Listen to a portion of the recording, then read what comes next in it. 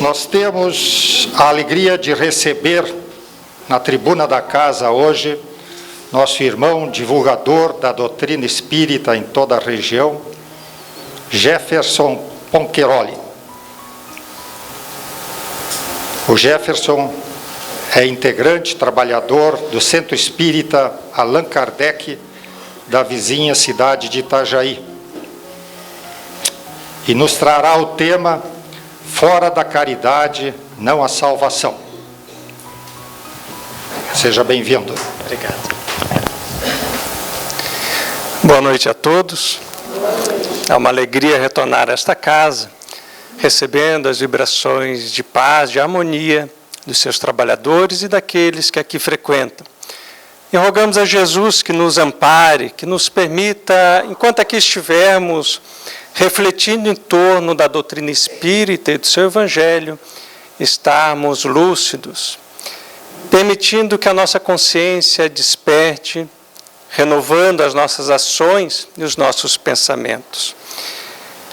A proposta de hoje é falarmos um pouco sobre o lema que conduz a doutrina espírita, que conduz os espíritas desde o lançamento da obra O Livro dos Espíritos, que é exatamente gravitarmos em torno da caridade. Sob a égide desse lema, dessa máxima, fora da caridade não há salvação. Quando Bezerra de Menezes, no livro Religião dos Espíritos, vai nos dizer que fora da caridade não há salvação, significa que não há reparação dos equívocos do nosso passado. Mas nós poderíamos dizer também que fora da caridade não há progresso, não há evolução. E como vamos conduzir a nossa existência em torno da caridade? E o objetivo de hoje é ampliarmos os horizontes do nosso pensamento para compreendermos a caridade como uma manifestação de mudança na nossa sociedade. Nós vamos mudar a nós mesmos, mas nós vamos perceber que a proposta é muito mais ampla, muito mais abrangente, porque a proposta é de regenerarmos a nossa sociedade. E veremos como faremos, qual a nossa responsabilidade como espíritas diante dessa proposta. Mas, inicialmente, evidente é compreendermos o que é caridade. Como entendia Allan Kardec na sua proposta de caridade, e quando Kardec pergunta então aos espíritos, em O Livro dos Espíritos, na questão 886, muitos de nós já conhecemos, qual o verdadeiro sentido da palavra caridade, como entendia Jesus? Pois, evidentemente, que se Jesus é guia e modelo da humanidade, é o padrão de comportamento que nós devemos aspirar na nossa existência, é Ele que vai conduzir a nossa existência, através de uma proposta que está inserida no seu Evangelho. Como Ele entendia a caridade? É justamente isso que Allan Kardec desejava saber. E os Espíritos respondem então: benevolência para com todos, indulgência para as imperfeições dos outros e perdão das ofensas. Portanto, de uma forma muito objetiva e clara, nós temos a caridade como esse sentimento, essa virtude que nos permite experimentar ou manifestarmos a benevolência, a nossa afabilidade, a nossa doçura, a nossa bondade, a nossa indulgência diante das imperfeições do próximo, dos seus erros, na compreensão de que cada um de nós está num estágio evolutivo e, portanto, estamos passíveis, estamos cometendo equívocos, por ignorância, por inexperiência ou de forma deliberada. E nós conduzimos também, dentro da caridade, esse sentimento do perdão das ofensas, daqueles que nos ofendem. Não o perdão da boca para fora, como se refere Paulo de Tarso ao Evangelho segundo o Espiritismo, mas o perdão sincero, o perdão que não deseja retribuir o mal com o mal, mas sim retribuir o mal com o bem, oferecer a nossa outra face. Portanto, a caridade é essa virtude que nos permite, então, manifestar e experimentar benevolência, indulgência e perdão. E Allan Kardec, então, faz uma nota a esta resposta. Uma longa nota feita pelo codificador, que nós traremos apenas 2 parágrafos. Ele vai dizer: o amor e a caridade são um complemento da lei de justiça, pois amar o próximo é fazer-lhe todo o bem que nos seja possível, e que desejáramos nos fosse feito. Tal o sentido destas palavras de Jesus: amai-vos uns aos outros como irmãos. Portanto, Allan Kardec vem nos dizer que o amor e a caridade são um complemento da lei de justiça. Lei de justiça que exatamente é que ele está trabalhando nesse trecho de O Livro dos Espíritos. Lei de amor, lei de justiça, amor e caridade. E ele vai nos dizer então que essa manifestação de caridade em direção ao próximo vai nos permitir esse amor, de fazermos todo o bem que pudermos na direção do próximo. E ele continua então: a caridade, segundo Jesus, não se restringe à esmola, abrange todas as relações em que nos achamos com os nossos semelhantes, sejam eles nossos inferiores, nossos iguais, nossos superiores. Portanto, Kardec vem fazer uma distinção, e ele vai logo à frente na questão 888, para quem desejar aprofundar-se um pouco mais em torno da esmola, ele vai perguntar então a respeito da esmola. E quem vem responder a ele é Vicente de Paulo, um reconhecido religioso do seu tempo, com trabalho de dedicação, de renúncia, de abnegação em prol dos menos ou dos mais necessitados, dos menos favorecidos, de posses materiais, de condições de existência. E Vicente de Paulo, então, vem dizer a Allan Kardec que a esmola ainda se faz necessária, porque a nossa sociedade ainda deixa ao desamparo aqueles que não têm o mínimo para sobreviver. Então não há mal, porque faz parte do nosso compromisso, da nossa responsabilidade com aquele que possui menos do que nós, daquele que possui, muitas vezes, o pouco que nós possuímos. É o nosso dever, a nossa obrigação. E ele vai dizer que deveríamos nos envergonhar de ainda ter pessoas que precisam estender os braços para pedir o que comer, o que beber para a nossa sociedade. Mas vamos fazer esse convite que se debrucem sobre a questão 888, sobre a esmola. Porque nos deteremos hoje a respeito da caridade, em que a esmola é uma das manifestações, desde que tocada, evidentemente, de compaixão, de empatia com a dor do próximo. Mas diz Allan Kardec que a caridade abrange todas as relações em que nos achamos com os nossos semelhantes. Portanto, a caridade não tem dia específico, não tem hora específica, não tem o grupo específico para praticarmos a caridade, porque ela abrange, diz o codificador, todas as nossas relações pessoais. Porque, evidentemente, quando nós conseguimos entender a caridade como benevolência, não podemos nos relacionar uns com os outros, senão na base da benevolência, da indulgência e do perdão. E é exatamente sobre isso que Allan Kardec se debruça, sobre essa proposta da caridade como uma sociedade mais justa, uma sociedade mais amorosa.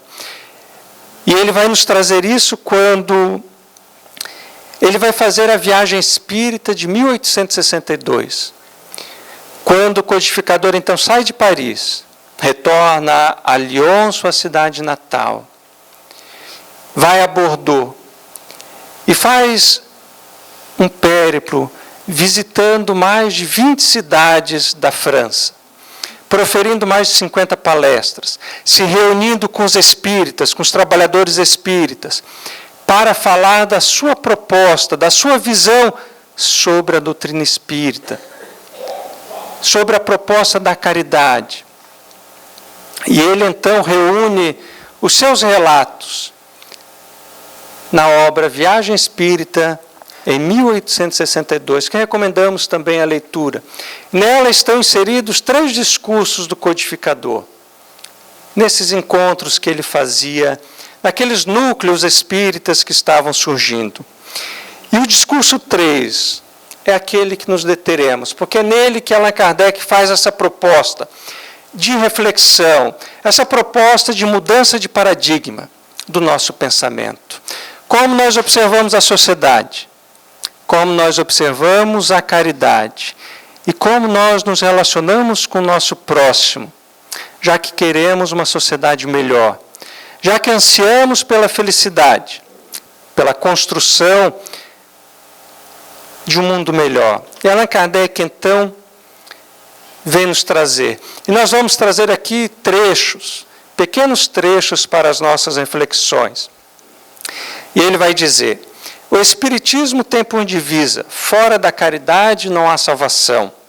O que equivale dizer: fora da caridade não pode existir verdadeiros espíritas. Portanto, quando nós assumimos a condição de espíritas, nós trazemos a caridade como a nossa bandeira. E é isso que ele vai nos dizer: solicito-vos inscrever daqui para frente essa divisa em vossas bandeiras, pois que ela resume ao mesmo tempo a finalidade do Espiritismo e o dever que ele impõe.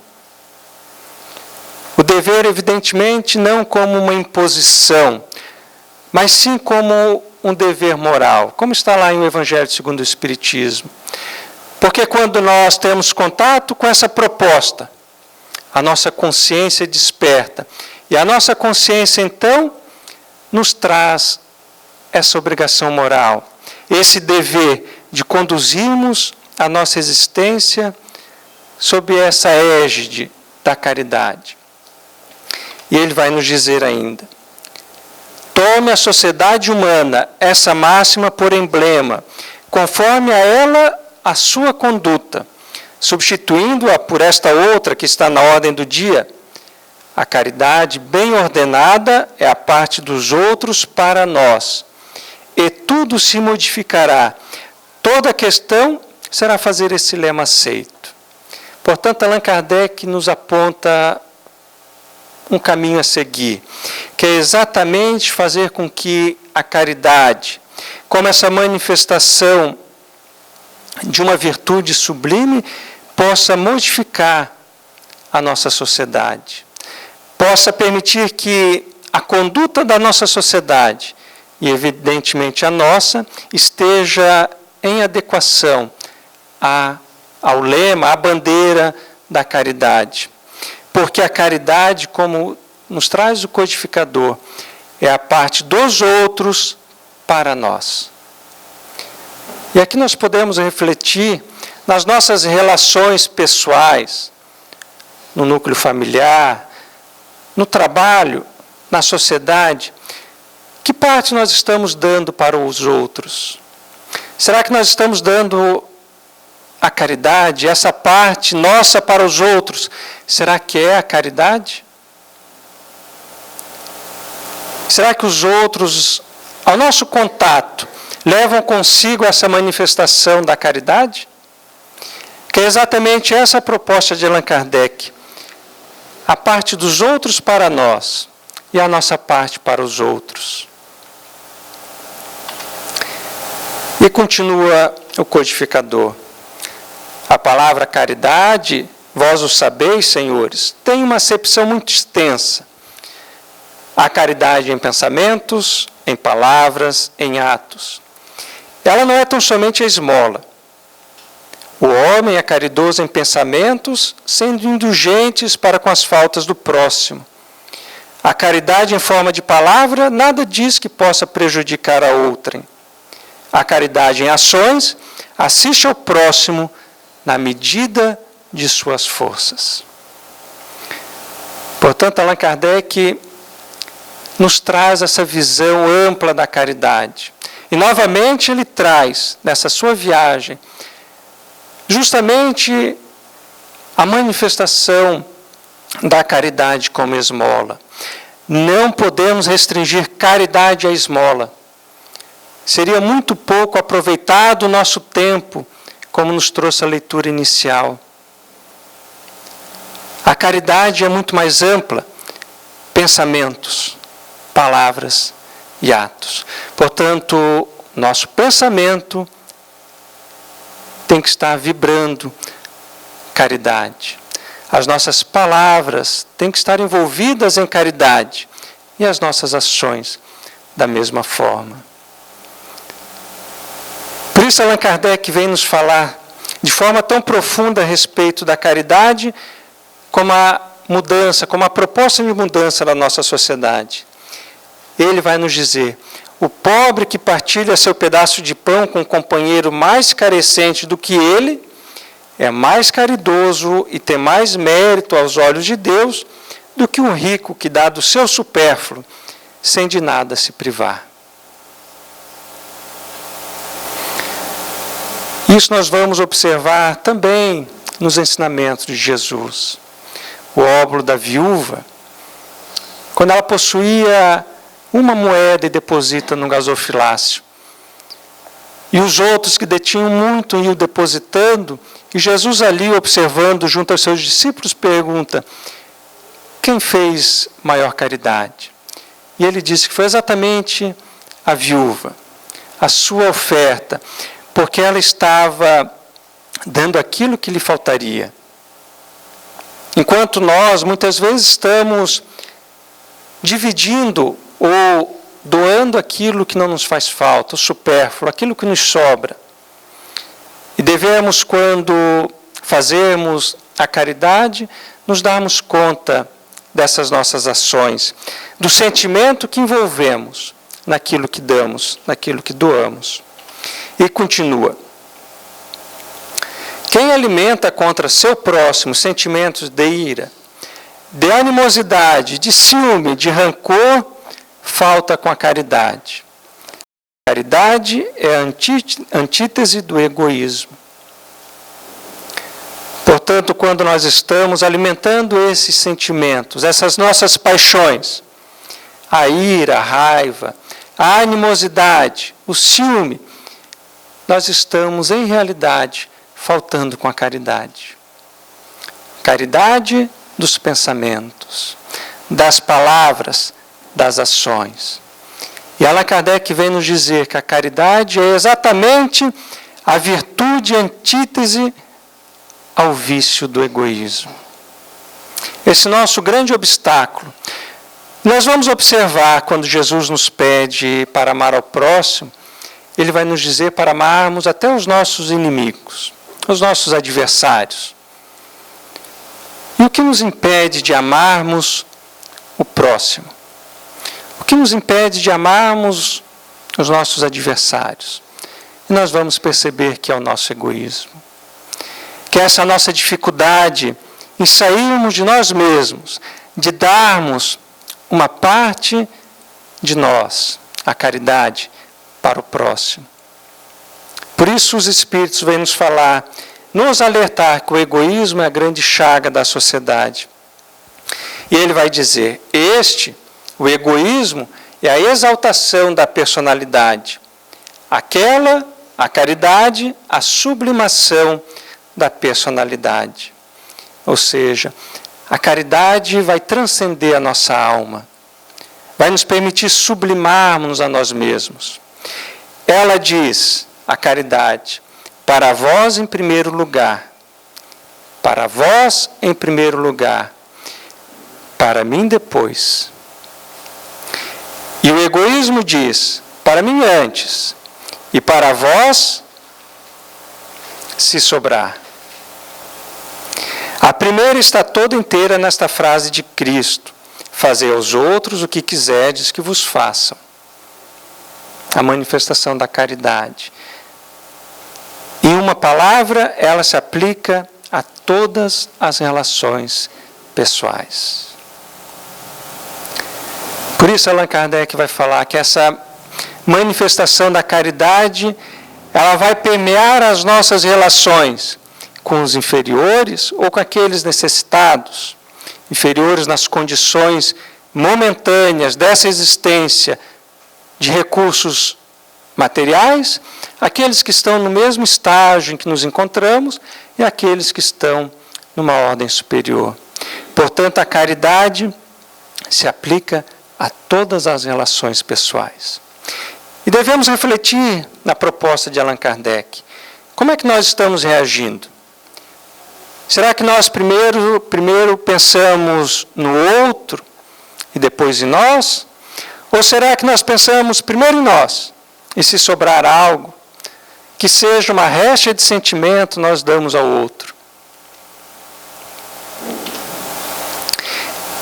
Admitir, se todos os membros de uma sociedade agissem de conformidade com esse princípio, haveria menos decepções na vida. E Allan Kardec agora nos convida a projetarmos o nosso pensamento no futuro. Imaginamos a nossa sociedade agindo em conformidade com esse princípio da caridade. Primeiro ao outro. Fazer ao próximo aquilo que gostaríamos que nos fosse feito. Como seria a nossa sociedade? Será que seria melhor, mais justa, mais amorosa? O egoísmo faz com que o interesse pessoal prevaleça acima de tudo. Cada pessoa arrebata o que pode para si. O semelhante é visto apenas como antagonista, um rival que pode se intrometer em nosso caminho, que podemos explorar ou que pode nos explorar. A vitória pertencerá ao mais sagaz. E a sociedade, coisa triste de dizer, consagra comumente essa vitória, o que faz com que ela se divida em duas áreas principais, os explorados e os exploradores. Allan Kardec vem nos falar do mal do egoísmo na nossa sociedade. Nós passamos a nos enxergarmos como antagonistas. Por isso vamos falar e vamos ver uma sociedade tão ansiosa, numa correria desatada para lugar nenhum, como se estivéssemos numa grande corrida para alcançarmos essa vitória. A vitória que, na realidade, nem nós sabemos o que consagra ou o que alcançar, porque nós estamos inconscientemente, porque não paramos para refletir, não permitimos que a nossa consciência nos oriente para percebermos que deixamos nos envolver por essa sociedade. Essa sociedade que traz ainda no egoísmo um dos seus princípios. Por isso ele vai nos dizer, disso resulta um antagonismo perpétuo que faz da vida um tormento, um verdadeiro inferno. Substitua-se o egoísmo pela caridade e tudo será diferente. E olha o que o codificador vai nos falar. Há mais de 150 anos. Ninguém procurará fazer mal ao seu vizinho. As iras, os ciúmes se extinguirão à falta do que os alimente. E os homens viverão em paz, entreajudando-se, ao invés de mutuamente se despedaçando. Se a caridade substituir o egoísmo, todas as instituições sociais passarão a ter por alicerce o princípio da solidariedade e da reciprocidade. O forte protegerá o fraco, ao invés de explorá-lo.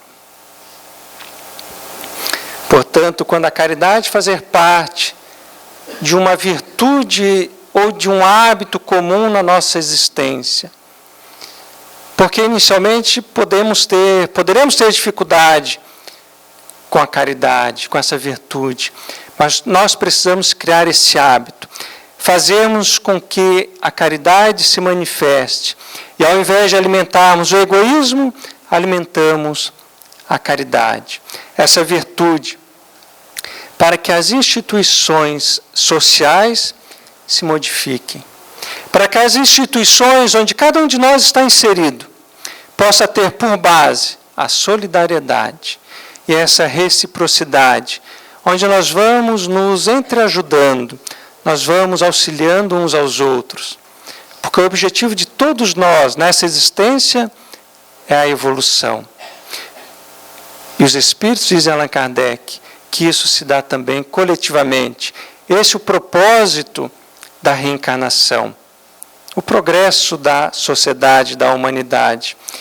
E nós vamos poder observar o forte protegendo o fraco, amparando nas suas dificuldades. E continua o codificador. O homem chegou a uma fase em que as ciências, as artes e as indústrias atingiram um alcance até hoje desconhecido. Se a satisfação que delas tira satisfaz a vida material, deixa um vazio na alma. Nós conseguimos, diante da tecnologia, das ciências, da arte, alcançarmos as conquistas materiais. Mas nós vamos observar esse vazio na alma. Essa observação do codificador hoje se manifesta de forma muito clara diante dos quadros em que se defrontam a psicologia e a psiquiatria nos transtornos da nossa sociedade. Transtorno de ansiedade, transtorno de humor manifestado na depressão. Muitos tendo como base o vazio da alma, o vazio existencial. Conquistamos, em termos materiais, aquilo que nos sustenta, que nos supre as necessidades. Até mais, avançamos no supérfluo, mas estamos com um vazio na alma. E ele continua, ele aspira a qualquer coisa de superior, sonha com melhores instituições, deseja a vida, a felicidade, a igualdade, a justiça para todos. Mas como atingir tudo isso com os vícios da sociedade? E, sobretudo, com o egoísmo imperando? O homem sente, pois, a necessidade do bem para ser feliz. Compreende que só o reino do bem pode lhe dar a felicidade pela qual aspira. Esse reinado ele o pressente, pois, instintivamente. Crê na justiça de Deus e uma voz secreta lhe diz que uma nova era vai se iniciar. Todos nós ansiamos por essa felicidade, por essa sensação de plenitude, essa sensação de justiça. E a sociedade nos convida para uma direção contrária, para a satisfação dos próprios interesses na manifestação do egoísmo. Atravessamos e passamos muitas vezes por cima do nosso próximo, naquela condição que o codificador nos coloca de explorados e de exploradores. Estamos, ora na condição de explorados, ora na condição de exploradores, se não estamos vigilantes com o nosso mundo íntimo. Para onde estamos conduzindo a nossa existência? Se aspiramos o bem, o amor, porque reagimos ou agimos em detrimento da caridade?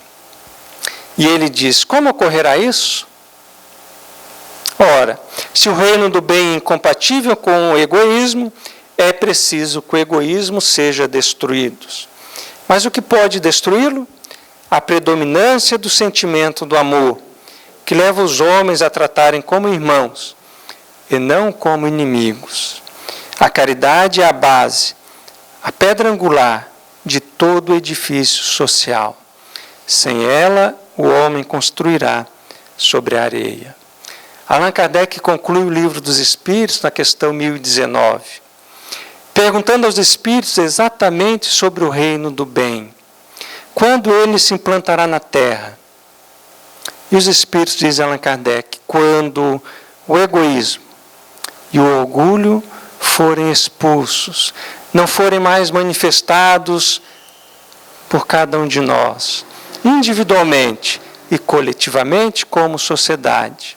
Quando nós, traz o codificador na sua fala, conseguirmos estabelecer a caridade como base, como pedra angular da nossa sociedade, das nossas ações, das nossas instituições, quando nós conseguirmos nos observarmos como irmãos, Talvez ainda tenhamos dificuldades em nos olharmos como irmãos, mas como verdadeiros amigos. Não estamos aqui em disputa uns com os outros. Quando nós observamos a fala do codificador, percebemos que a nossa sociedade está insana, ou está trazendo a sua manifestação de insanidade, porque estamos disputando espaços, disputando conquistas, quando deveríamos estar aqui nos ajudando uns aos outros, progredindo individualmente, porque quando progredimos e nos auxiliamos, nós vamos experimentar a felicidade, experimentar a implantação desse reino do bem onde estamos. E ele vai nos dizer então, assim sendo, urge que os esforços e sobretudo os exemplos de todos os homens de bem a difundam a caridade. E que eles não se desencorajem ao defrontarem as recrudescências das más paixões. Elas são os inimigos do bem. Porque queremos manifestar o bem, a caridade, e nós mesmos experimentamos muitas vezes a manifestação das nossas más paixões. E é necessário trabalharmos o nosso mundo íntimo para que possamos ser exemplos, para que possamos mudar a sociedade. Allan Kardec vem nos dizer que se dá através do exemplo. A nossa parte para o outro, para o próximo. E assim nós vamos mudando o comportamento daqueles que convivem conosco. E ele vai dizer, ora, o móvel da abnegação e do devotamento é a caridade, isto é, o amor ao próximo. Entretanto, é preciso reconhecer que a base da caridade é a crença, que a falta de crença conduz ao materialismo, e o materialismo ao egoísmo. Portanto, a nossa crença, a nossa fé na imortalidade da alma nos permite observar no horizonte da nossa existência essa visão do infinito que a doutrina espírita nos apresenta, de que na realidade esta vida é apenas mais uma. É uma oportunidade de cultivarmos a caridade, reparando mal o equívoco que praticamos nesta ou noutra existência, ao mesmo tempo em que projetamos para o futuro os resultados, essa colheita da caridade que estamos realizando hoje. E ele vai nos dizer, sem a caridade não há instituição humana estável. E não pode haver caridade nem fraternidade, na verdadeira acepção do termo, sem a crença. Aplicai-vos, pois, a desenvolver sentimentos que, em se afirmando, destruirão o egoísmo que vos destrói. Quando a caridade tiver penetrado as massas, quando se tiver transformado na fé, na religião da maioria, então vossas instituições se tornarão melhores, pela força mesmo das coisas. Portanto, a caridade na estabilidade das nossas instituições humanas. Porque regeremos as nossas instituições a partir desse sentimento, dessa virtude da caridade. Não haverá mais a condição de explorados e exploradores. Faremos o bem, agiremos com benevolência, com indulgência e com perdão em todas as nossas manifestações, nas nossas relações com o próximo, nas relações dessas instituições, daqueles que lá estão em direção ao próximo, nessa assistência, para que a sociedade mude. E Allan Kardec, então, justifica a máxima de que fora da caridade não há salvação. Porque ele vai dizer que a caridade vai se transformar na fé. A caridade como religião. Para que as instituições se melhorem. Por isso, Allan Kardec diz que é a caridade que vai nos transformar, que é a caridade que vai nos proporcionar evolução. Para nós, os espíritas, o Espiritismo vem clarear o nosso caminho, vem proporcionar o despertamento da consciência, para que nós possamos compreender a importância da caridade. A caridade que Jesus também veio nos ensinar, também veio nos exemplificar. Porque em realidade Jesus, sabemos todos nós, nada nos escreveu. Apenas manifestou a caridade. Foi o amor na direção do próximo. Foi o Evangelho de Jesus aquele que conduziu a humanidade até os dias de hoje. Ainda não nos detemos ou não nos damos conta da importância desse Evangelho para a nossa existência. E Allan Kardec vai dizer que a essência do Evangelho de Jesus está na humildade e na caridade. Exatamente essas virtudes que vão combater em nós a manifestação do orgulho e do egoísmo. Por isso a importância de estarmos sempre vigilantes, vigiando os nossos pensamentos, para que possamos projetar pensamentos de caridade, que possamos ter as palavras da caridade, que possamos ter as ações da caridade, para transformarmos a nossa sociedade, para sermos reconhecidos por nos amarmos uns aos outros, independente de religião, independente de nível social que estamos experimentando momentaneamente nessa vida transitória, na impermanência dessa nossa existência. Porque nada do que detemos é nosso, nada do que detemos é permanente. Eis a impermanência dessa existência transitória em que estamos trilhando. O que nos permite, então, olhar para o próximo como um espírito imortal, como nós, experimentando na sua condição, nas suas necessidades, uma manifestação que pode ser de uma religião, de muitas conquistas materiais, ou desprovido, muitas vezes, do que comer, do que se alimentar. E nós, então, nessas relações, nós vamos nos entreajudando, nos auxiliando, para experimentarmos, mesmo que seja de uma forma ainda inicial, o reino do bem.